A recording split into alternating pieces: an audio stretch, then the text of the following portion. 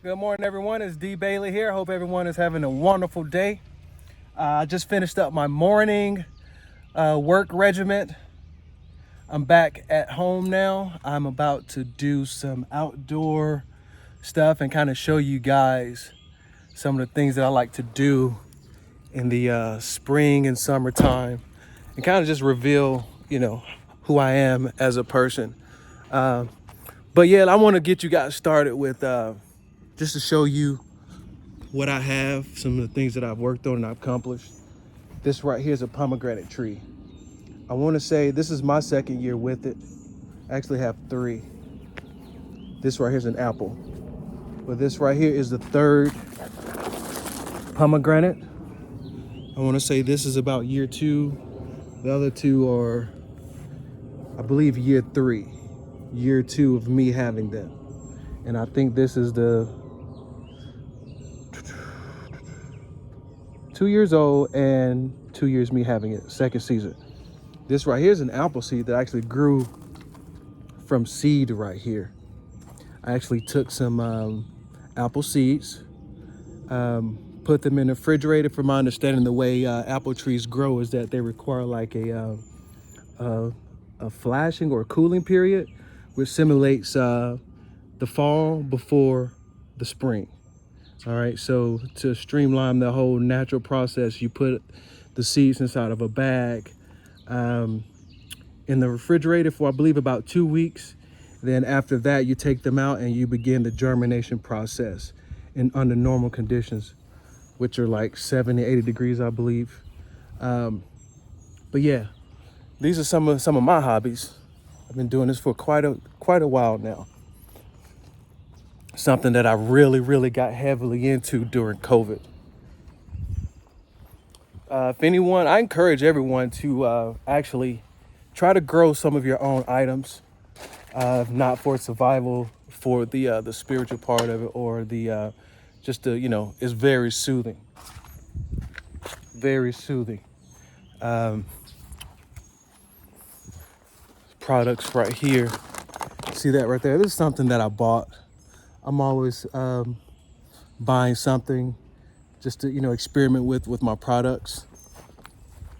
But for the most part, I'm going to show you guys what I like to use as a what I like to use for my gardening. See this right? This is a blueberry. It hasn't done well because it's been chopped down a few times during the grass, dogs, and it's not in the best spot, to be honest with you. Some of the things that I planted, of course. Everything here, this whole backyard right here, guys, was nothing but from about right. Actually, you see that up there? Wood started about right here, I believe, going back that way before we got the fence put up. All that was brush where I'm standing. All right, so everything you see from the middle of that hill right there all the way back there is it's been landscaped. Just go ahead and continue. This right here, guys, I believe this is a grapevine. All right, I bought it from the big box store. This is the second year. And I believe I've noticed some fruit coming up on this particular. Yep, right there. I don't know if you guys can see that or not, but that right there are grapes. Can you see that? Right here where my finger is?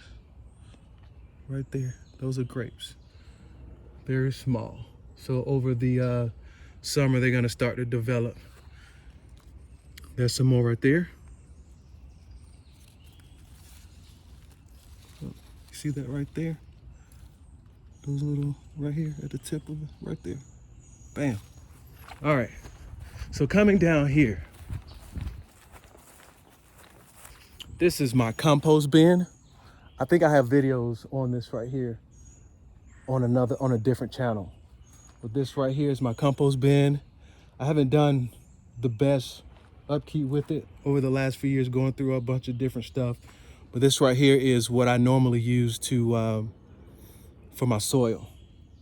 Put all my carbon, nitrogen in here. Sometimes I'll throw some dirt over it, keep it wet, turn it from time to time. And that right here, this turns into soil. and as well as fertilizer. Okay, this right here is a Crepe Myrtle. It's a funny story behind this right here, and I think it's still alive. And the reason I think it's not really doing anything because of the roots. The root foundation, I don't believe is sturdy enough. And I think it knows that it's not planted root into anything. It's just surrounded by a bunch of nutrients. And I think that's why it's not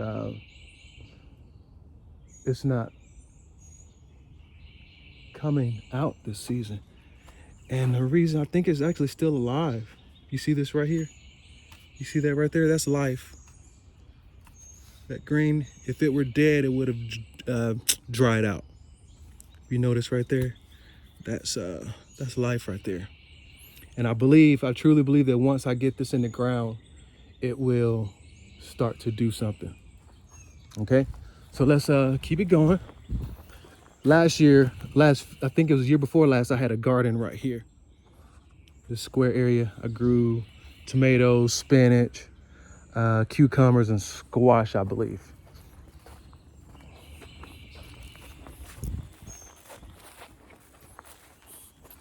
This right here is a citrus tree. I don't see this doing anything. All this shade right here, I don't think it's gonna do much. I'll eventually end up taking this out. We got some new sprouts coming up. All right, so over here this is brain fart. This is fig. It's doing very, very well. I'm so impressed. Down here is where I actually had it, because I will be transitioning soon. I went ahead and took this out of the ground so I can take this with me when I leave, when I sell my home. But yeah, guys. Oh, I didn't show you guys this right here. This is another grape. This is a true grape. I think over there is a muscadine. I'm not sure. I believe they were labeled wrong, to be honest with you. But that one over there is, I think that one's gonna yield a little bit more in the long run. But yeah, guys, that's what I do. I love gardening, growing things from seed. If you're ever interested in doing that, I can give you some tips on how to grow something. Actually, grow almost anything. Every species of plant or fruit-bearing plants have care instructions. You want to read the labels. You definitely want to read the labels on the plants that you buy if you're going to buy them already as seedlings. Only thing that vegetation requires: sun, water, okay, nitrogen, potassium, and phosphorus. Okay, you're gonna have, I believe those are your macronutrients. You also have micronutrients that vegetation requires. You know, your rhodium, your iron, magnesium. These are, calcium. These are micronutrients that all plants require, but in varying amounts. But you definitely want to focus mainly on your nitrogen, potassium, and phosphorus. All right, nitrogen makes your typically makes your vegetation grow. Okay, when you get into potassium, this is the nutrient that focuses more on your flowers. It helps develop your flowers, fruits, which are technically, your fruits. Most fruits start with flowers. But yeah, potassium and phosphorus. All right, those are the items that help your fruit bearing and your flowering plants.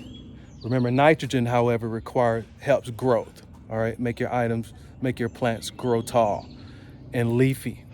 All right, so another trick, calcium, magnesium. This is gonna give you your strength. All right, I'm getting a little bit deeper into it, but the basics are nitrogen, potassium, and phosphorus. All right. But yeah, guys, focus on gardening.